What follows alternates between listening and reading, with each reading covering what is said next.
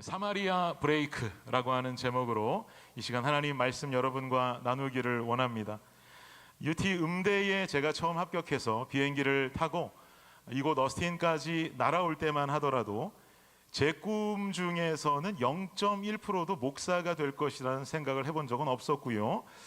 그때 날아올 때만 하더라도 제 꿈은 세계 무대를 주름잡는 나는 오페라 가수가 될 거야 라고 하는 젊은 꿈을 안고 날아왔습니다.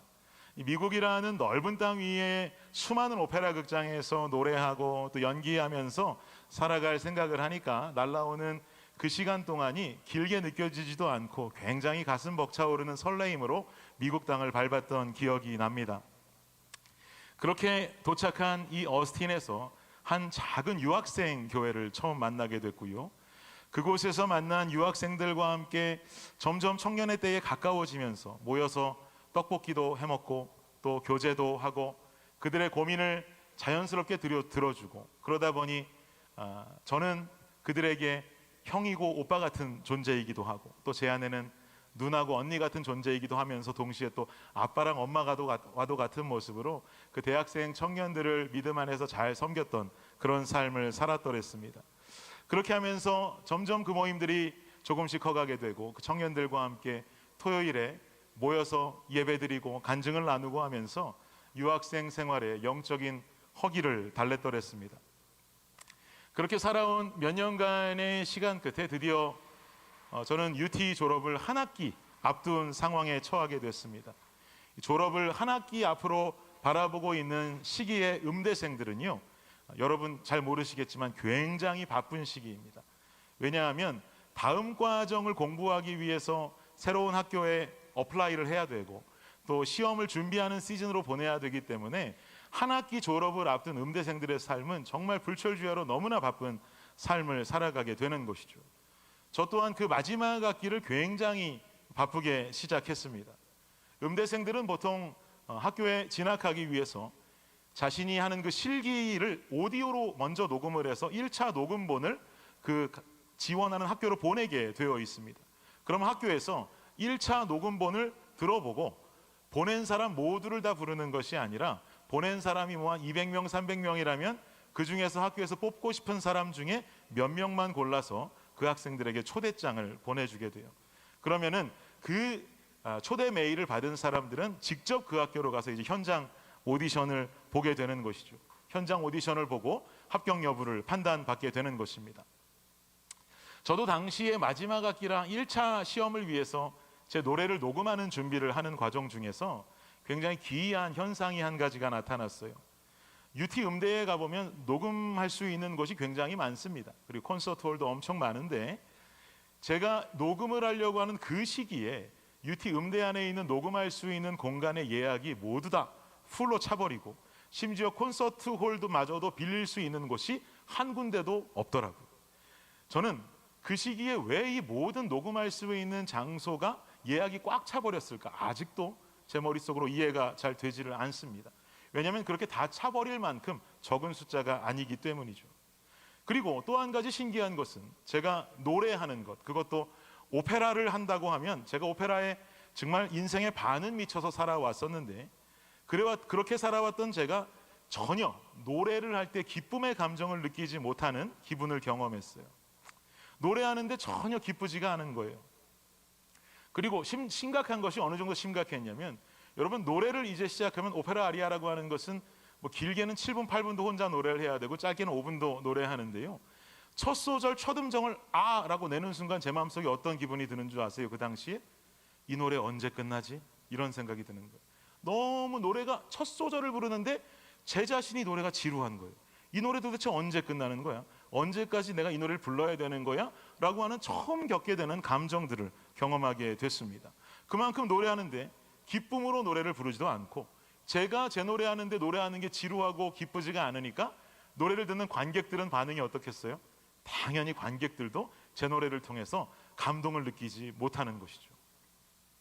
이렇게 제가 미쳐있던 노래하는 일에 아무런 기쁨도 느끼지 못하고 정말 노래하는 것이 너무나 지루해져가는 그 상황 속에 참 반대편에서 재미난 것을 경험한 것이 그 당시에 교회에 가서 토요일 또 주일마다 교회 청년들을 만나서 삶을 나누고 또 함께 삼삼오오 모여서 말씀 공부하고 찬양하고 하는 그 시간이 상대적으로 너무 기쁘다라는 것을 느꼈다는 거예요. 제 대학 동기들은 늘 저를 보고 말하기를 우리 중에서 음악을 나중에 그만두는 사람 많겠지. 아무리 사람들이 많다 해도 준일이는 끝까지 음악을 할 것 같아 라고 말을 할 정도로 저는 음악을 사랑했던 사람이고 좋아했던 사람이었는데 제가 하루아침에 음악이라는 것에서 기쁨을 누리지 못하고 교회 안에서 해나가는 영적인 일들 그리고 그 안에서 만나는 청년 공동체에 제 마음을 더 쏟기 시작한 것이죠. 그리고 제 마음속에 자연스럽게 찾아오는 한 감동이 생겼습니다. 어떤 감동이었을까요? 하나님께서 나를 당신의 종으로 부르시는가 보다 라고 하는 감동이 들었어요. 근데 여러분 생각해 보세요. 이 감동 하나만 가지고 제가 모든 거 다 때려치고 신학교 갈 수 있겠습니까? 여러분 남의 일이니까 그럴 수 있다고 생각하실지 모르죠. 여러분 본인 일이라면 그렇게 쉽게 결정하실 수가 없을 거예요. 생각해 보세요. 지금까지 해왔던 음악 공부와 무대 위에서 쌓아왔던 많은 커리어들이 있었어요. 그리고 제가 가지고 있는 인맥들도 모두가 다 제가 해왔던 음악 안에서 연결이 되어 있는데 하루아침에 그냥 청년들과 함께하고 말씀 나누는 게 좋다고 하는 이 감정 하나만 가지고 모든 걸 다 내팽겨치고 신학교에 가겠다라고 하는 것은 이건 굉장히 어려운 선택이 되는 것이겠죠. 그래서 그때부터 할 수 없이 하나님 앞에 저는 기도하기 시작했습니다. 하나님, 나를 주의 종으로 부르는 것이 진짜 맞습니까? 내가 하나님 종이 될 자격은 있는 사람입니까? 그리고 그 기도의 80%는 원망이 섞여 있었어요. 하나님, 부르려면 진작에나 부르시지. 음악으로 대학교, 대학원 공부 다 마치고 유학까지 오게 해놓고 유학 와서도 다 모든 공부 마치게 해놓고 이제 와서 종이라고 부르시면 어떻게 합니까? 그리고 주님도 나보다 나를 더 잘하신다 하니 주님도 아시겠지만 저는 아침잠도 많은 사람인데 제가 목사가 되면 새벽 예배는 어떻게 합니까? 진짜 부른 게 맞기는 맞습니까?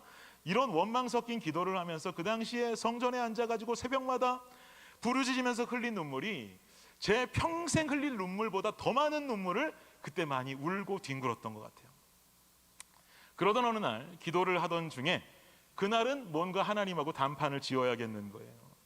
하나님의 답변을 듣고 가야 되겠길래 기도를 뜨겁게 하다가 제가 눈을 번쩍 뜨고는 주님 앞에 선포했습니다. 주님, 제가 이 성경책을 펼 테니 성경책을 펼쳤을 때 하나님이 나를 부르신다라고 하는 부르심의 말씀이 펼쳐진다면 주님 뜻으로 알고 내가 신학교 가겠습니다. 성경책을 딱 집었어요. 주여 응답하여 주시옵소서. 아무 것이나 성경을 한 군데 쫙 펼쳤어요. 어떤 응답이 나왔을까요, 여러분? 하나님의 부르심이 딱 있는 그 예를 들어서 뭐 모세를 종으로 부르고 여호수아를 종으로 부르는 그 구절이 딱 등장하면서 제가 콜링을 확신하게 되었습니다라고 해야 뭔가 드라마틱하고 간증 같을 텐데 기대와는 어긋나게 아무 것이나 딱 펼쳤더니 찬송가가 나오더라고요. 근데 찬송가가 나왔다고 이렇게 포기할 수 있는 제 인생의 형편이 아니니까 다시 눈을 뜨고 어디서부터 어디까지가 성경인지를 살폈어요. 그런 다음에 다시 기도하고 펼쳤습니다. 그랬더니 어디가 펼쳐진 줄 아세요? 아가서가 나오더라고요. 내 사랑하는 자요, 내 누이야, 내 신부야, 네 눈빛이 우윳빛 같구나. 여러분 이게 무슨 말입니까 도대체? 이게 하나님의 종을 부르시는 말씀은 전혀 아니잖아요.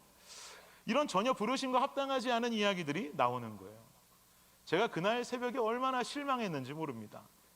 근데 가만히 생각해 보니까 내가 예수 믿는 거지, 내가 목사 되려고 기도하는 거지 무당 되려고 기도하는 건 아니잖아요. 무슨 무당이 오방기 뽑는 것도 아니고 무속신앙 같은 마음으로 하나님 마음을 알려고 했던 자체가 주님 앞에 죄송하더라고요.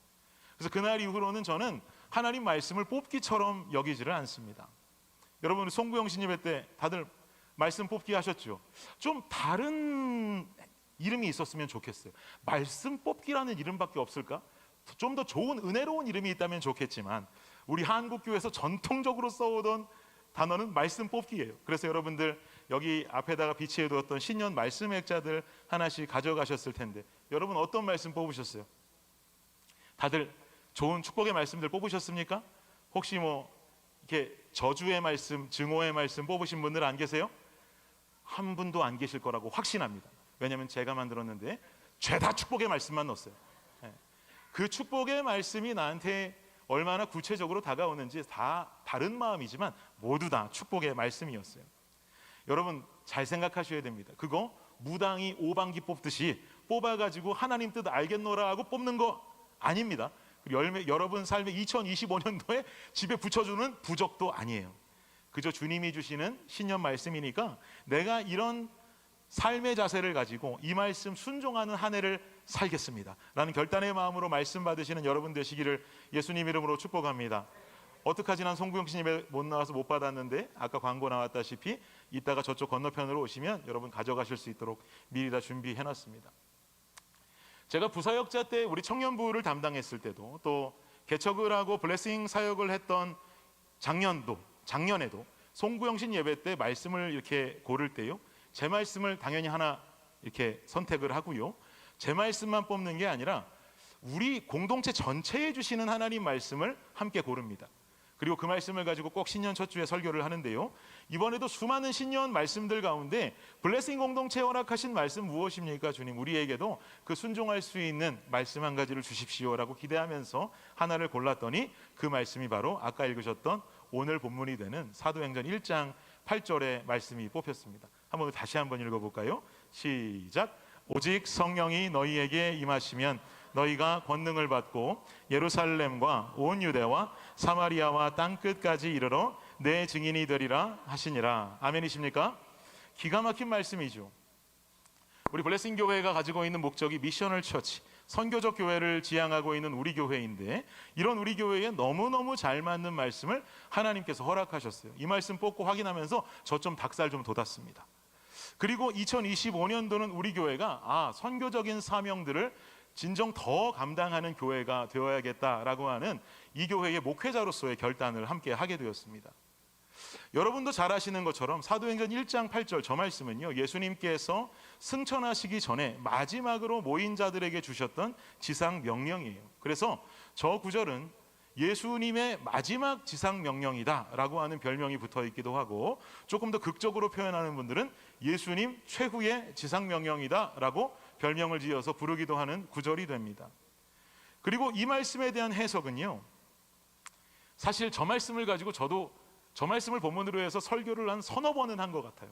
그리고 저 말씀을 다른 설교 속에서도 인용해서 여러분 귀가 닳도록 많이도 들으셨을 법한 말씀이에요.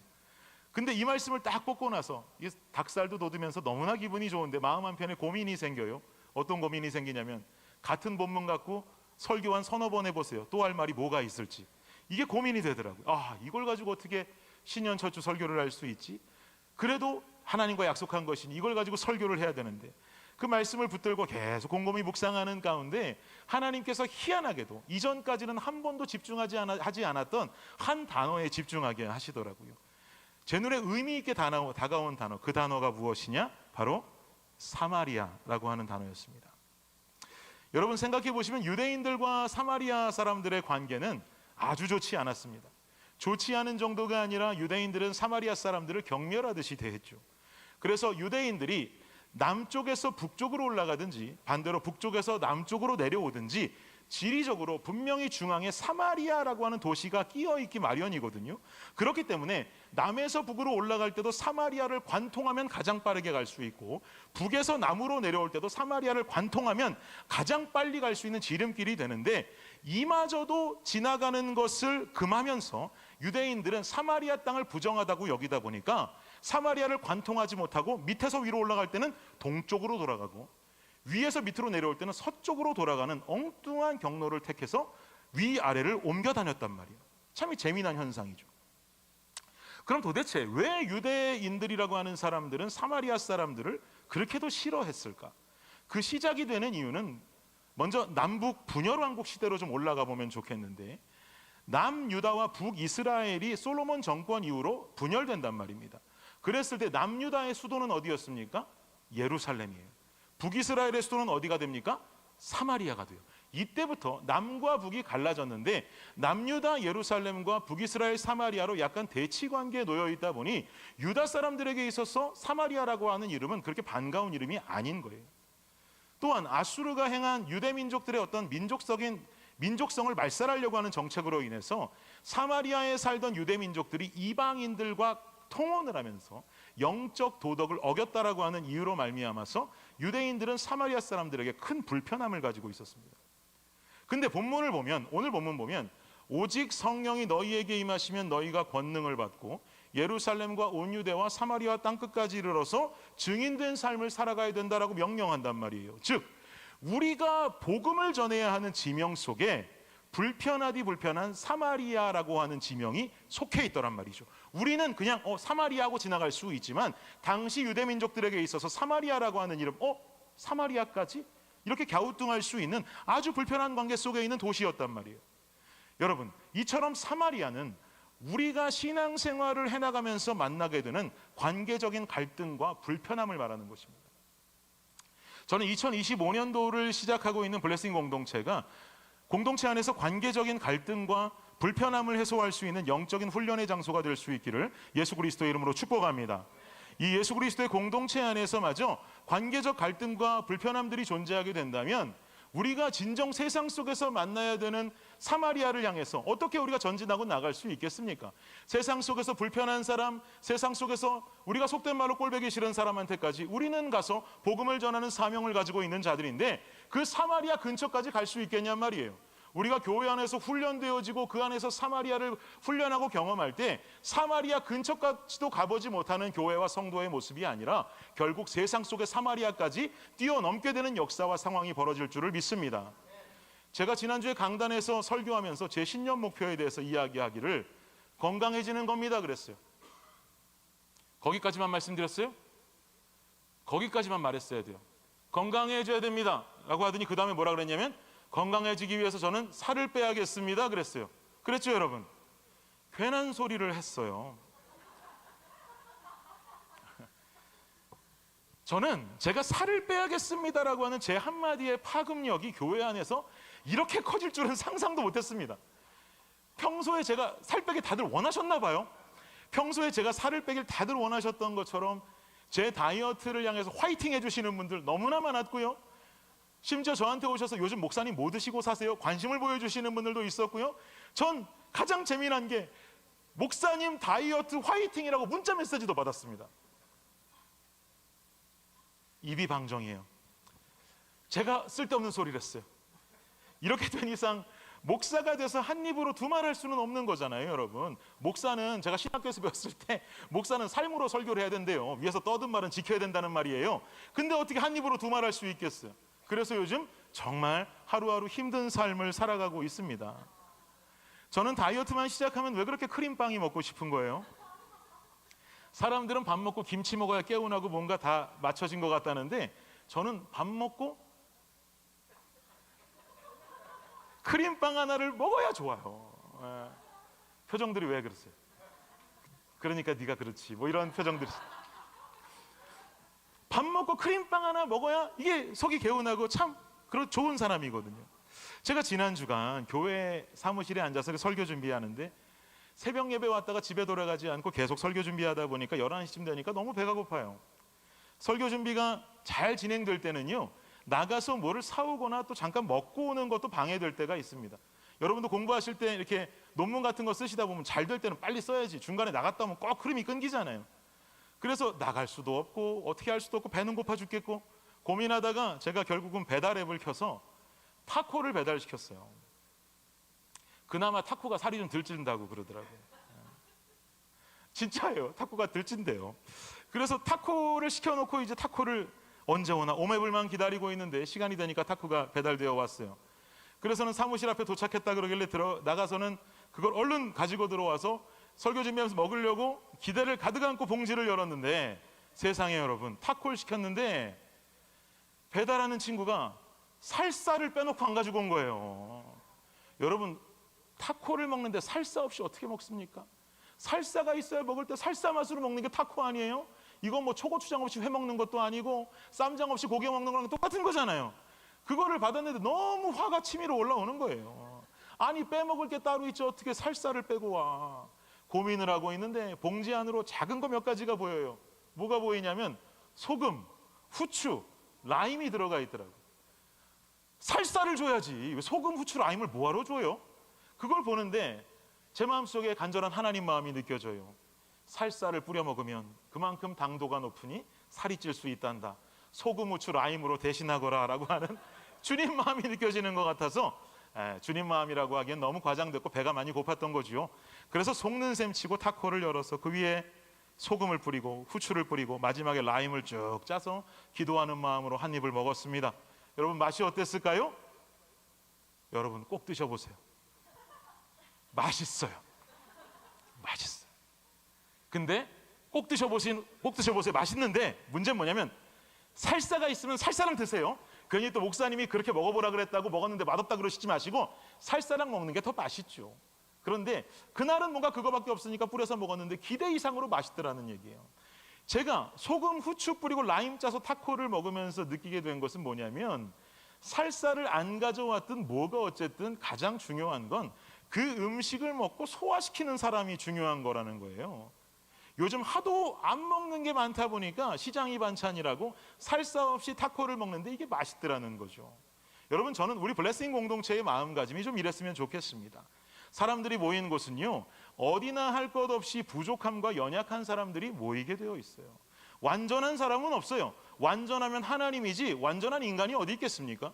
교회든 직장이든 사업체든 어디든 인간들이 모인 곳 가면 참 별난 인간도 다 있다라는 사람들 만나시게 되잖아요. 저 사람은 살사가 없고, 저 사람은 소금이 없고, 저 사람은 후추가 없고, 저 사람은 라임이 없고. 그런데 세상을 살아가다 보면 세상 속의 공동체에서는 이런 상황 속에 서로가 서로를 물고 뜯더란 말이에요. 뭐라고 물고 뜯어요? 어떻게 인간이 후추도 없대? 어떻게 저 인간은 소금도 없대? 꼴배기 싫어. 야, 저 인간은 살사도 없대. 살사도 없는 인간이 인간이니? 이러면서 서로 물고 뜯더란 말이에요. 그런데 이런 세상의 관념과 문화들이 세상 속에서 끝장이 나야 되는데 문제는 뭐냐면 그게 그대로 교회 안으로 침투하고 들어온다는 게 문제예요. 여러분, 이런 똑같은 상황들이 교회 공동체 안에서 벌어진다면 이거 큰일이에요. 저는 우리 공동체가 살사가 없으니 타코가 아니라고 못 먹겠다고 불평하는 공동체에서 좀 더 한층 업그레이드 되어진 하나님의 양념이 뿌려진 하나님의 사람들로 모인 교회가 되기를 예수님의 이름으로 축복합니다. 우리 공동체 안에서는 갈라지고 분열되는 모습보다는 그 사람이 가지고 있는 것에서 소중하게 여겨주고 서로가 서로를 격려하면서 함께 일어날 수 있는 공동체가 되기를 다시 한번 예수님 이름으로 축복합니다. 그럼 그렇게 되기 위해서 우리는 어떻게 해야 사마리아를 품는 은혜의 블레싱 공동체로 성장할 수가 있을까요? 두 가지로 말씀드려요. 첫 번째는요, 서로 짐을 져야 됩니다. 이게 무슨 말인가? 갈라디아서 6장 2절 말씀 볼게요. 함께 읽겠습니다. 시작. 너희가 짐을 서로 지라. 그리하여 그리스도의 법을 성취하라. 믿으십니까? 인간은 연약한 존재들이에요. 누구나 연약함을 가지고 살아갑니다. 내가 남의 연약함을 발견하는 것 같이 남도 나의 연약함은 쉽게 발견할 수 있어요. 사도 바울은 갈라디아서 말씀을 통해서 짐을 서로 지라라고 권면합니다. 즉 서로가 가지고 있는 짐, 우리의 연약함과 우리의 부족함을 나눠지며 살아가는 것이 성도의 삶이고 그런 사람들이 모여있는 공동체가 교회가 되는 줄 믿습니다. 서로의 연약함을 나눠지는 성도들이 모인 블레싱 공동체 되기를 축복합니다. 이렇게 서로 짐을 지는 모습이 바로 그리스도의 법을 성취하는 거라고 그래요. 그리스도의 법은 무슨 법일까요? 주님 주신 세 계명입니다. 그 세 계명이 무엇이냐? 요한복음 13장 34절 시작. 세 계명을 너희에게 주노니 서로 사랑하라. 내가 너희를 사랑한 것 같이 너희도 서로 사랑하라. 아멘. 이 불가능할 법한 예수님의 명령을 성취하는 방법이 다름 아닌 성도 간의 연약함을 서로 함께 지고 서로 보듬어주고 안아주는, 연약함을 가리워주는 삶을 살아가는 것, 이것이 아주 중요한 방법이다라고 지금 말씀하고 있는 거예요. 여러분, 사도행전 18장에 나오는 말씀 한번 기억해 보세요. 사도행전 18장을 보면 브리스길라 아굴라 부부와 사도 바울이 고린도라고 하는 동네에서 만나는 장면이 나와요. 근데 여러분, 사도 바울이 고린도에 들어오기 전까지 어떤 행로를 지나왔습니까? 2차 전도 여행 때 이야기인데요. 2차 전도 여행을 하면서 사도 바울이 첫 번째로 들어갔던 성이 빌립보였어요. 빌립보에 들어가서는 많은 하나님의 역사가 벌어졌습니다. 가장 큰 역사였다고 한다면 자주옥감 장사 루디아가 예수를 믿은 역사를 이야기할 수 있겠고요. 또 더 대단한 역사를 말하자면 바울과 실라가 감옥에 갇히게 되는데 밤새 찬양을 불렀더니 옥문이 열렸더라. 그래서 결국 옥문이 열리는 기적을 경험하면서 그때 복음을 전하고 전한 복음으로 말미암아 감옥의 간수가 구원받았다더라. 이게 빌립보에서 일어났던 가장 큰 기적 아닙니까? 그리고 나서 바울이 지나가는 행로마다 모든 것이 승승장구하고 하면 좋겠는데, 그 다음에 데살로니가라는 데를 가보니까 데살로니가에서는 어떤 일이 일어나요? 복음을 전하기 시작하자 헬라인과 귀부인들이 예수님을 믿는 역사가 일어납니다. 그것을 본 유대교도들이 보고 시기와 질투를 하죠. 그래서 결국 어떻게 합니까? 동네에 있는 불량배들을 동원해다가 바울을 공격하려고 그래요. 그러자 바울은 가까스로 데살로니가를 빠져나와서 어디로 가느냐? 베레아를 향해서 가게 되죠. 베레아로 갔더니 어떤 일이 일어나요? 데살로니가에서 바울을 공격하려고 했던 사람들이 베레아까지 쫓아오잖아요. 결국은 바울은 베레아에도 있다가 또 도망을 가게 돼요. 그리고는 어디로 갑니까? 아덴이라는 곳으로 가죠. 아덴은 지금의 아테네를 말합니다. 여러분 아시는 것처럼 아덴이라는 곳은 철학 사상이 투철하게 있는 도시예요. 그곳에서 사도 바울이 예수 그리스도의 부활과 복음을 전하니 통하기가 어렵죠. 아덴에서 이 철학을 가진 사람들과 논쟁이 벌어지고 꽝꽝꽝 부딪히기 시작합니다. 바울 마음에 아픔과 슬픔이 있어요. 연약함이 드러나기 시작해요. 그리고 나서 바울이 들어오게 된 곳이 고린도였어요. 그렇다면 브리스길라와 아굴라 부부는 어떻습니까? 브리스길라, 아굴라 부부는 로마에 살던 사람들이에요. 로마 황제의 추방 명령으로 인해서 당시 유대인들이 로마에서 추방당하게 되는 때가 있었는데, 그때 로마에서 추방당한 브리스길라, 아굴라 부부가 추방당한 아픔을 가지고 내려온 곳이 고린도였어요. 그런데 브리스길라, 아굴라, 브리스길라가 남자입니까? 아굴라가 남자입니까? 아굴라가 남자라 그랬어요. 브리스길라라고 하는 여인은 브리스가라고 하는 명문 가문의 여인이었어요. 이 명문 가문의 여인과 아굴라라고 하는 유대인이 결혼을 하면서 이 가정이 유대인으로 간주되어져서 고린도로 추방당해서 내려오게 된 것이에요. 그렇게 연약함과 아픔을 가지고 브리스길라, 아굴라도 고린도까지 내려왔습니다. 그리고 그곳에서 연약함과 아픔을 가지고 있던 바울과 브리스길라, 아굴라 부부가 만남을 이루게 되죠. 그리고 그 두 가정이 동역을 이룸으로 말미암아 고린도에서 장장 얼마 동안 사역을 이어가느냐? 1년 반 동안 사도 바울이 고린도에서 사역을 이어가게 됩니다. 여러분, 이 말은 무슨 말일까요?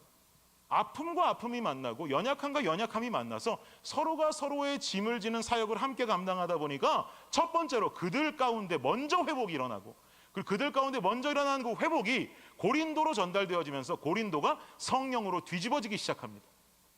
사랑하는 여러분, 우리가 서로 짐을 질 때 서로가 서로의 연약함을 드러내지 아니하고 안아주고 이해할 때 우리 안에 있는 연약함이 강건함으로 변하는 회복을 느끼게 될 줄을 믿습니다.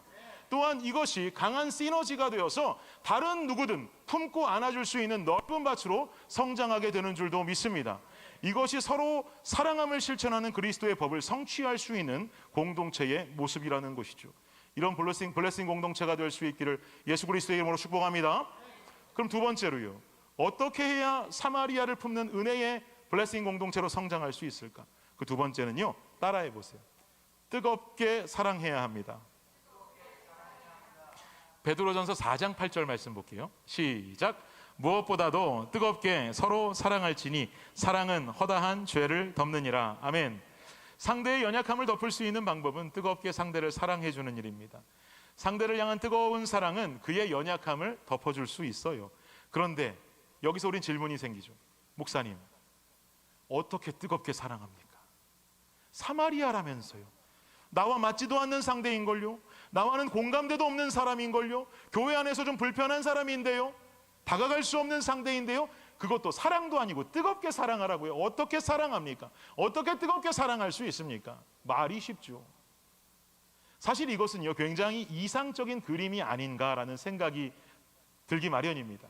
그런데 이 구절 바로 이전 절인 7절 말씀을 보면 나와 맞지 않는 누군가를 뜨겁게 사랑할 수 있는 일체의 원인적인 비결이 나옵니다. 7절 말씀 시작. 만물의 마지막이 가까웠으니 그러므로 너희는 정신을 차리고 근신하여 기도하라. 아멘. 지금 이 말씀이 8절과 어떤 연관성이 있을까요? 7절과 8절 말씀을 동시에 놓고 함께 묵상하는 가운데 하나님께서 제게 주신 마음은 이것이었습니다.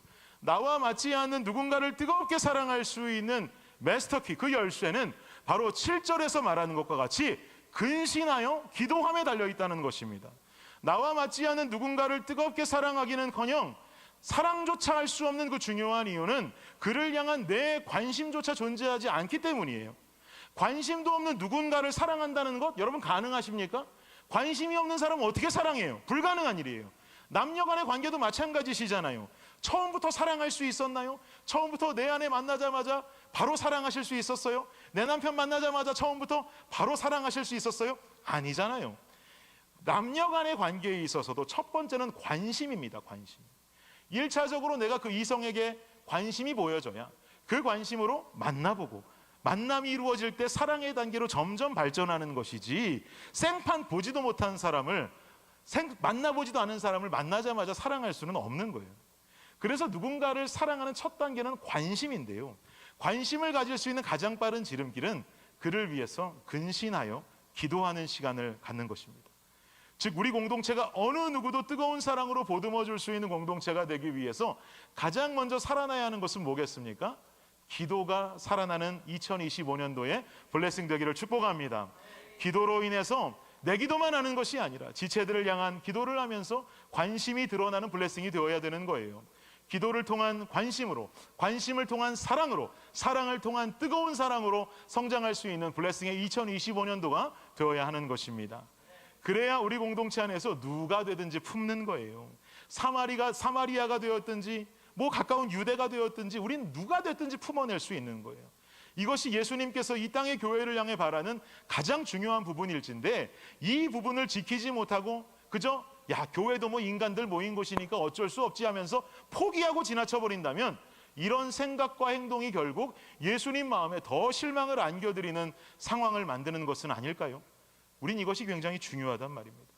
요한일서 4장 20절에 이렇게 말씀합니다. 읽겠습니다. 시작. 누구든지 하나님을 사랑하노라 하고 그 형제를 미워하면 이는 거짓말하는 자니 보는 바 그 형제를 사랑하지 아니하는 자는 보지 못하는 바 하나님을 사랑할 수 없느니라. 아멘. 거짓말하지 않는 블레싱 공동체가 되기를 축복합니다. 사랑합시다. 사랑하기 전에 관심 가집시다. 관심 갖기 전에 이를 위해 기도하십시다. 가깝지 않다 해도, 나와는 좀 맞지 않다 해도 더욱 기도하는 거예요. 그래야 블레싱 공동체가 소망 있는 공동체가 될 수 있고요, 누구든 뜨겁게 사랑할 수 있는 준비가 맞춰진 공동체가 되는 것입니다. 이 공동체 안에서 누군가를 뜨겁게 사랑하고 또 내가 누군가로부터 내가 힘들 때마다 그 뜨거운 사랑을 받는 것을 경험할 수 있는 우리 모두가 될 수 있기를 예수님 이름으로 축복합니다. 결론을 맺겠습니다. 몇 주 전부터 저희 집의 셋째 아이 드림이가 치통이 있다고 제게 이가 아프다고 그렇게 호소를 해요. 그래서 뭐 이가 아프다 하니까 바로 치과에 데려가면 좋겠지만 그래도 그렇게 크지 않은 걸 수도 있으니 아이에게 진통제를 좀 먹여주고 또 이를 좀 잘 닦을 수 있도록 했어요. 뭐가 끼어 있어서 아플 수도 있으니까 이를 좀 닦을 수 있도록 했는데도 우리 드림이가 계속 치통이 사그라들지를 않고 계속 아프다는 거예요. 그냥 아프다고 할 뿐만이 아니라 아프다는 간격이 점점 짧아지는데 뭐 몇 시간 간격으로 아프다고 하더니만 뭐 이제는 뭐 시도 때도 없이 이가 아프다고 그래요. 여러분, 아이들은요 보통 성인들보다 치통이 더 많기 마련이죠. 왜 그래요? 워낙에 캔디와 초콜릿 먹는 것을 좋아하니까요. 그럴 때이니까 무책임하게 많이 먹어대면 당연히 아이들의 치아는 금방 썩어버릴 수밖에 없어요. 우리 아이들이 점점 더 성장해가면서 참 영악해지는 게 뭔지 아십니까? 아이들이 성장해가면서 영악해지는 것이 아빠가 목사님이고 엄마가 사모님이라는 것을 알아간다는 거예요. 이게 얼마나 영악한 것인지 제가 증명해 드릴게요. 얘들이 아빠가 목사님이기 때문에 블레싱 교회 성도님들 앞에서 자신들을 혼낼 수 없다는 걸 알아요. 엄마는 사모님이기 때문에 엄마도 마찬가지로 성도님들 앞에서 자신을 혼낼 수 없는 존재라는 걸 너무 잘 알아요. 그리고 이런 교육들은 다른 진짜 교육들에 비해서 동생들에게 얼마나 빠른 시간 내에 전파가 되는지, 그 밑에 어린아이들도 점점 엄마 아빠가 사모님이요 목사님이라는 것을 더 빠르게 알아간다는 것을 환경을 통해 깨닫게 됩니다. 예를 들면 이래요. 주일날 제가 어떤 성도님과 함께 심각하게 이야기를 나누고 있으면 꼭 제 옆에 와서 아빠 사탕 하나 먹어도 돼? 이렇게 물어요. 그럼 제가 여러분 성도님과 중요한 이야기를 나누고 있는 상황에 나누고 있는데 이쪽에서 말하니까 안 돼, 먹지 마. 그럼 뭐라 그러겠어요? 한 개만 먹지 마, 한 개만 먹지 마, 한 개만. 여러분, 중요한 이야기 나누고 있는 성도님 앞에 두고 그렇게 옥신각신할 수 있겠습니까? 못하죠. 그러니까 사탕 먹어도 돼? 알았어, 하나 먹어, 하나 먹어, 이렇게 보내는 거예요. 얼마 전에, 몇 주 전에 우리 듀나미스 목장 분가 예배 드리려고 유스실에 들어와서 이렇게 시작을 하려고 그러는데, 둘째 마음이가 문을 빼꼼 열더니 아빠 소다 하나 마셔도 돼? 그래요. 이게 여러분 얼마나 영악한 거냐면, 그 유스실 들어오기 한 10분 전에도 마음인 저랑 있었어요. 그때 말할 수 있는 거잖아요. 근데 그때 말하지 않고 제가 유스실 들어가서 딱 앉으니까 성도님들 쫙 앉아 계시는데 아빠 소다 마셔도 돼? 너무 화가 나는 거예요. 교회에서 이런 일들이 한두 번 발생해야 화가 안 나는데 빈번하게 발생을 하는 거예요.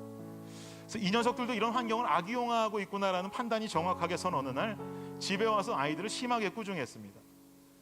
너네들 다시는 성도님들하고 아빠가 이야기하거나 예배 드리기 전에 와서 단 거 먹겠다고 이야기하면 그땐 진짜 아빠한테 엄청 혼날 거야.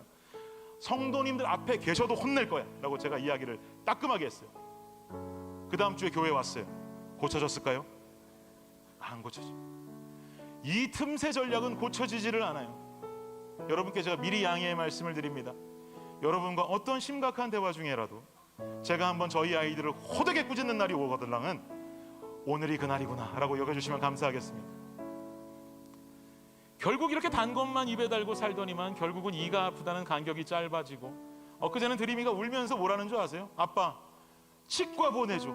치과 가서 치료받는 게 안 아프겠어. 그래요. 안 되겠다, 진짜 아프구나. 결국은 아내가 드림이를 데리고 치과에 갔습니다. 여러분, 치과에 가보시면 누구나 겪게 되는 신비한 간증이 있죠. 어떤 간증이에요? 한 개만 썩은 줄 알았는데 갔더니 한 개가 아니더라. 이런 간증들이 수많이 또 많이 일어나는 것이 치과 아니겠습니까? 엑스레이를 찍어보니까 우리는 드림이의 치아가 하나 썩었는 줄 알았는데 충치 개수만 자그만치 6개, 왼쪽 3개, 오른쪽 3개가 발견됐어요. 그 중에 3개만을 치료하고 크라운을 씌우고 집으로 돌아왔습니다. 여기까지도 충격적인데 더 충격적인 사실은 집에 오니까 어때요? 이가 아파요, 안 아파요? 안 아프죠? 고쳤으니까. 집에 돌아와서 그날 저녁에 초코우유를 달라고 떼를 쓰고 사탕을 달라고 떼를 쓰고 먹겠다는 거예요. 제가 그 모습을 보면서 다시 한번 하나님의 마음을 절실하게 깨달았습니다. 인간에게 있어 고난은 축복이다. 인간은 살만하면 꼭 문제를 일으킨다. 살만해지니까 또 단 거 먹겠다고 달려드는 거예요.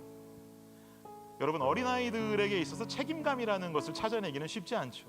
제가 지금 여러분들께 재미있게 이야기 드리는 것이지만 어느 집 아이들도 드림이 또래의 책임감을 가지고 있는 아이들은 없어요. 그래서 책임감이 없는 것이 아이들 세대이기 때문에 우리는 그 찬양을 어린이 주일학교에서부터 배웠던 것 같아요. 내일 일은 난 몰라요. 하루하루 살아요. 이제 책임감이라고는 전혀 없는 찬양 가사 아닙니까? 아이들의 미성숙함은 책임감을 가질 수 없는 시기예요. 저는 이제 햇수로 2년 차에 접어들고 있는 우리 블레싱 교회가 좀 더 성숙한 책임의 공동체가 되기를 축복해요. 사실 성숙한 공동체가 되는 방법은요, 시간이 10년 지난다고 성숙해지지 않습니다. 그냥 이대로 20년 지난다고 성숙해지지 않아요. 인간도 그렇잖아요. 어른이라고 다 성숙합니까? 청년이라고 다 미성숙한가요? 아니잖아요. 성숙함을 향해서 도전하고 포기하지 않는 공동체가 결국 몇 년이 되었든 성숙의 길로 들어서게 되더라고요. 예수님께서 우리에게 마지막 지상명령을 내리시고 승천하셨어요. 그 마지막 지상명령이라는 것이 우리가 오늘 보았던 1장 8절이에요. 이 명령은 우리에게 내려진 책임이요 사명입니다. 이 책임을 책임으로만 알고 머리로만 알고 10년, 20년 지난다고 이 공동체가 성숙해지지 않아요. 우리가 머리로만 알고 10년, 20년 지난다고 우리의 유대와 사마리아와 예루살렘과 땅끝이 변하지 않아요. 달려들어야죠. 이 모습을 갖추겠다고 최선을 다해서 도전해봐야죠. 그래야 성숙이 이루어지지 머리로만 아는 것은 끝까지 알고 끝나는 것일 뿐이에요. 초콜릿 먹으면 이 썩는다. 우리 집 막내 하리도 합니다. 근데 알긴 아는데 지키지 않으니까 썩는 거예요. 사랑하는 여러분, 2025년도 1월 첫 주 출발점에 서 있습니다. 그리고 하나님께서 이 한 해 우리 교회를 향한 신년 말씀으로 마지막 지상명령을 내려주셨어요. 그리고 오늘 말씀을 통해서 사마리아가 사라지는 블레싱 교회로 성장하라고 말씀하고 계십니다. 머리로 알고 끝나면 될까요? 안 돼요. 우리 오늘부터 살아야 됩니다. 머리로만 알면 썩어요. 썩으면 결국 병원 가야 돼요. 병원 가는 공동체 되면 안 됩니다. 오늘부터 우리 되나가나 실천해 보는 거예요. 몸부림치며 서로가 서로의 연약함을 지고 기도가 관심으로, 관심이 사랑으로, 사랑이 뜨거운 사랑으로 발전하면서 공동체 안에 사마리아를 완전히 깨부실 수 있는 블레싱 공동체의 한 해가 되시기를 예수 그리스도의 이름으로 축복합니다. 우리 함께 찬양하고 결단하며 나아가도록 하겠습니다.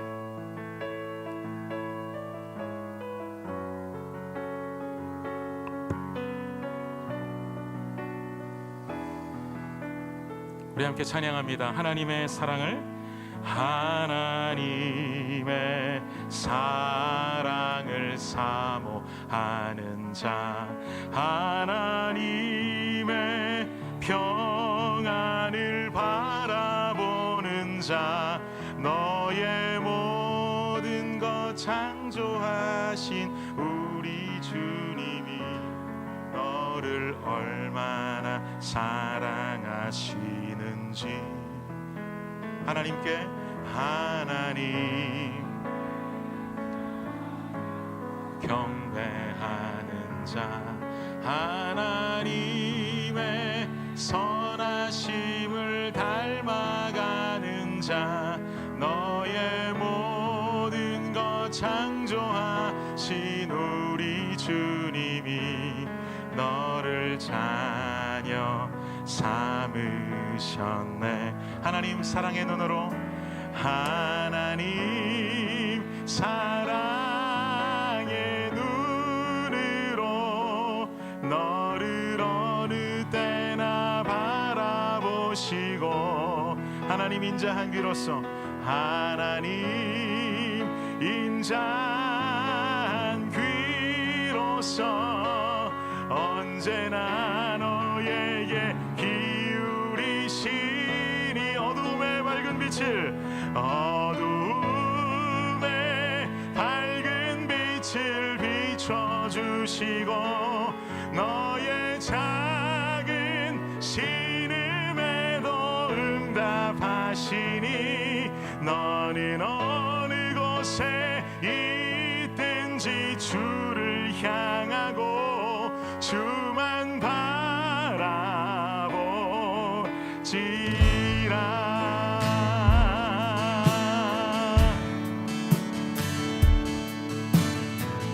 우리 다시 한번 찬양하길 원합니다. 하나님의 사랑을 사모하는 자, 하나님의 사랑을 사모하는 자, 하나님의 평안을 바라보는 자, 너의 모든 것 창조하신 우리 주님이 너를 얼마나 사랑하시는지. 하나님께 찬양과, 하나님께 찬양과 경배하는 자, 하나님의 선하심을 닮아가는 자, 너의 모든 것 창조하신 우리 주님이 너를 자녀 삼으셨네. 하나님 사랑의 눈으로,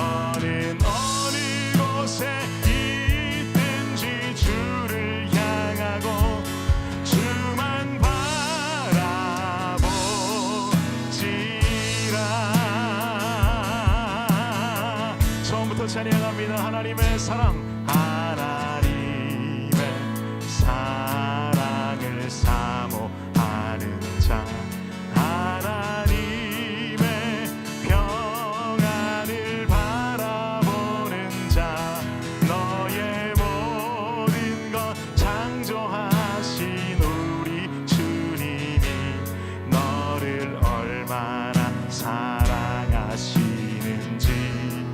하나님께 찬양과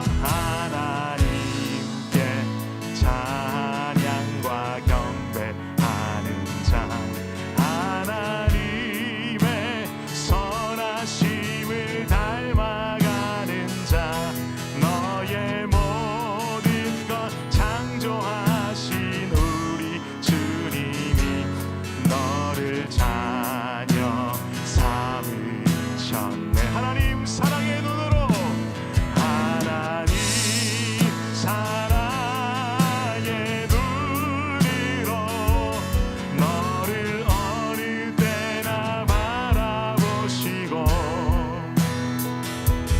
하나님 인자한 귀로서 언제나 너에게 우리 마음 다해 선포합니다. 어두움에 밝은 빛을 비춰주시고, 너의 작은 신음에도 응답하시니. 아멘. 어느 곳에 있든지 주를 향하고 주만 바라보지. 하나님 사랑의 눈으로, 하나님 사랑의 눈으로 너를 어느 때나. 여러분 그렇게 믿으십니까? 하나님 인자한, 하나님 인자한 귀로서 언제나 너에게 기울이시. 어두움에 밝은 빛을,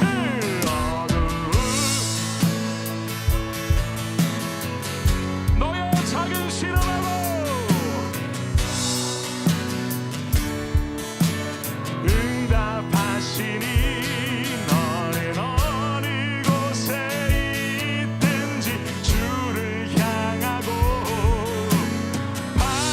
바라보. 우리 한 번 더 고백합니다.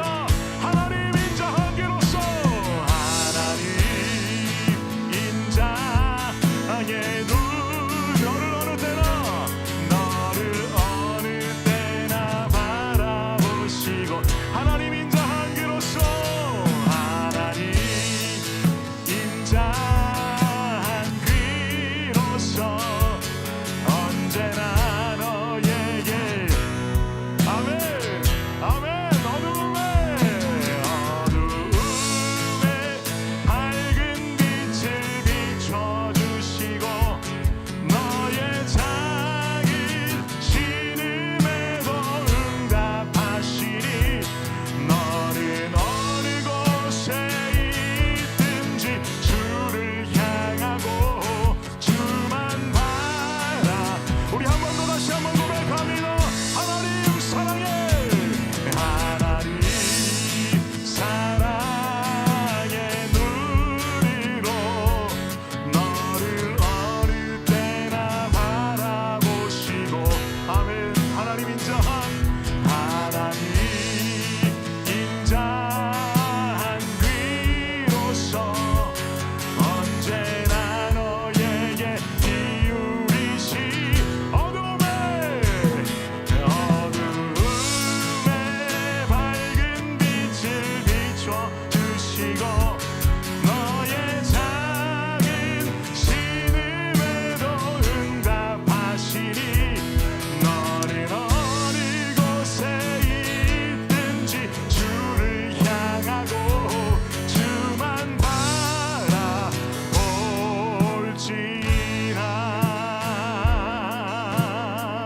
함께 좀 이 시간 결단하며 기도하기 원합니다. 하나님, 우리 교회 기도하는 공동체 되게 하여 주시옵소서. 말로만 기도한다고 말하는 공동체가 아니라 실제로 무릎으로 주님 앞에 나아가며 나와 관련 있는 사람만 놓고 기도하는 것 아니요, 목장에 있는 모든 목원들 나아가서 우리 교회의 성도들을 위해서 기도하면서 기도가 관심으로, 관심이 사랑으로, 사랑이 뜨거운 사랑으로 성장할 수 있는 귀한 주의 공동체가 되게 하여 주시옵소서. 이 시간 기도하며 나아갑니다. 기도하겠습니다. 주여, 아버지 하나님, 우리를 붙잡아 주시옵소서. 주여, 기도하는 공동체가 되어지기를 간절히 원합니다.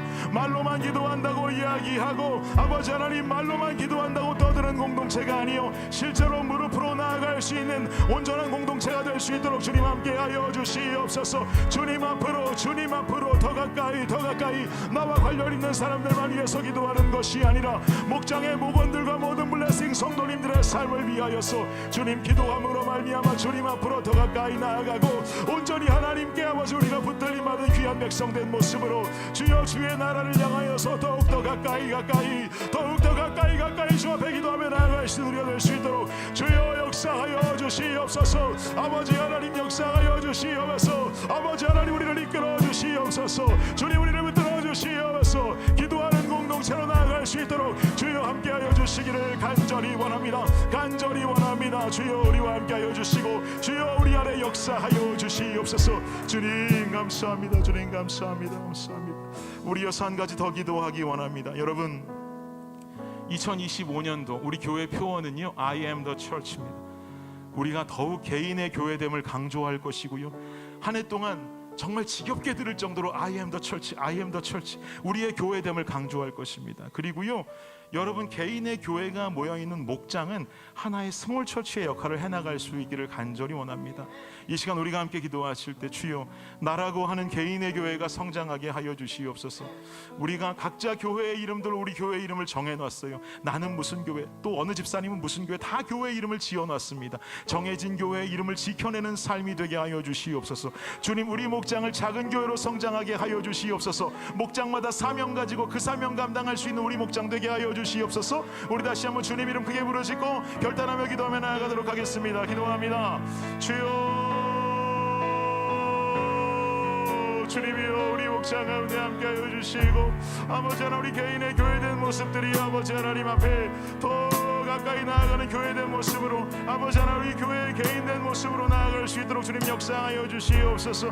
각자의 교회의 이름을 지어놓았습니다. 아버지 하나님 품어주어 일으키는 교회로서 김준일 목사의 삶이 세워지게 하여 주시옵소서. 각자 성도님들 삶 속에 있는 일상의 교회의 이름들이 있사오니 아버지 하나님, 그 교회 이름들을 향하여 그 교회 이름대로 살아갈 수 있는 우리가 될 수 있도록 주여 역사하여 주시기를 간절히 원합니다. 목장들은 스몰 처치의 모습을 갖추게 하여 주시옵소서. 아버지 하나님, 우리 각자가 교회이고 각자가 모인 이 목장은 작은 교회이고 작은 목장들이 모여있는 블레싱 교회가 참된 교회가 되어갈 줄을 믿사오니 아버지 하나님, 개인과 소그룹이 성장하며 올바른 모습으로 그 아버지 사명을 감당하고 주의 뜻을 이루어드릴 수 있는 우리가 될 수 있도록 주여 역사하여 주시옵소서. 아버지 하나님, 함께하여 주시옵소서. 온전히 주의 나라를 향하여 우리가 온전히 하나님의 나라를 꿈꾸며 아버지 하나님, 개인의 교회와 아버지 공동체된 교회가 아버지 더 주님 앞에 부르짖고 주님 앞에 뜨겁게 붙들림 받는 교회로서 더 성장하고 나아갈 수 있도록 주님 함께하여 주시옵소서. 주님 붙잡아 주시옵소서.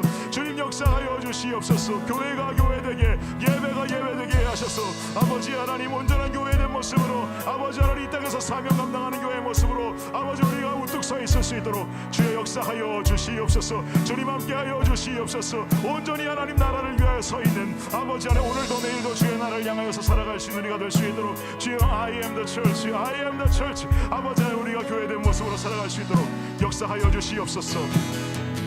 하나님 사랑의 눈으로, 하나님 사랑의 눈으로 너를 어느 때나 바라보시고 하나님 인자한 귀로서 언제나 너에게 어둠의 밝은 빛을, 어둠의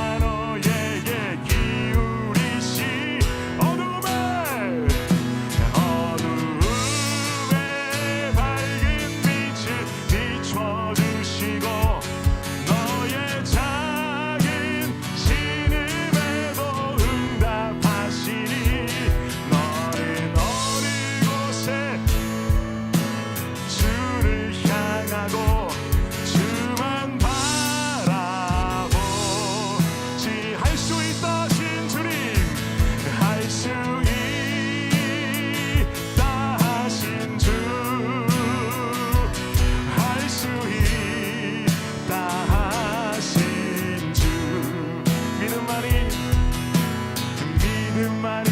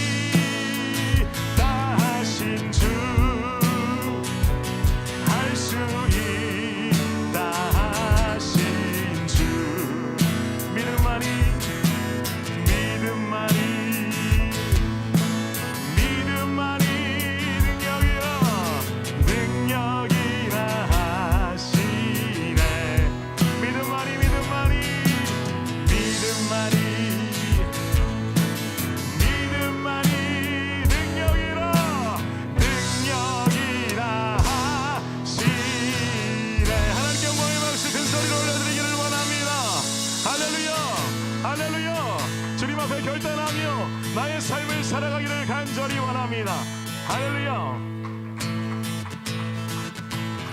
자리에서 일어나셔서 우리 마지막으로 기쁨의 박수하면서 찬양하며 나아가기를 원합니다.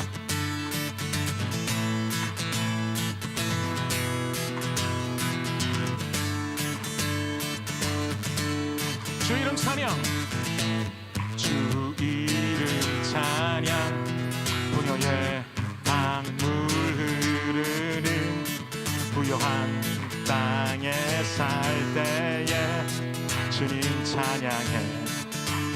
주 이름 찬양, 주 이름 찬양, 거칠은 광야와 같은 인생길 걸어갈 때도 주님 찬양해.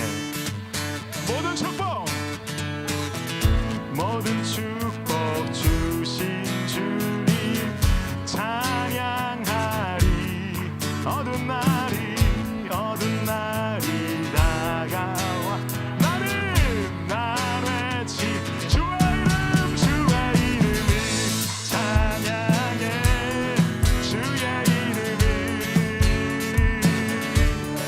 주의 이름을 찬양해. 영화로운 주 이름 찬양, 주 이름 찬양, 주 이름 찬양. 햇살이 나를 비추고 만물이 새롭게 될 때 주님 찬양해. 주 이름 찬양, 주 이름 찬양. 하는 길 험할지라도, 고통이 따를지라도 여러분 어떻게 하시겠어요? 할렐루야. 모든 축복, 모든 축복 주신 주님 찬양하리. 어두운 날이 다가 나는 주의 이름을 찬양해. 주의 이름을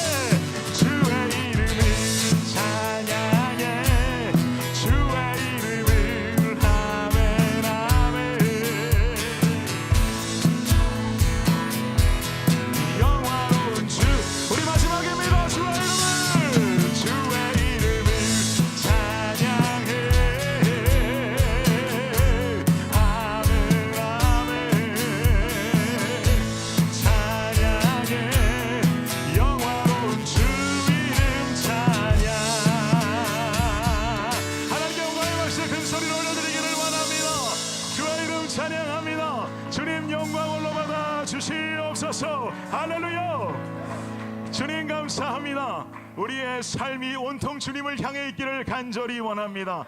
우리의 2025년도 I am the church, 우리 각자가 교회가 되고 우리 목장이 스몰 처치가 되고 우리 블레싱 교회가 하나님의 공동체가 되어지는 은혜의 역사가 2025년 가운데 일어나게 하여 주시옵소서.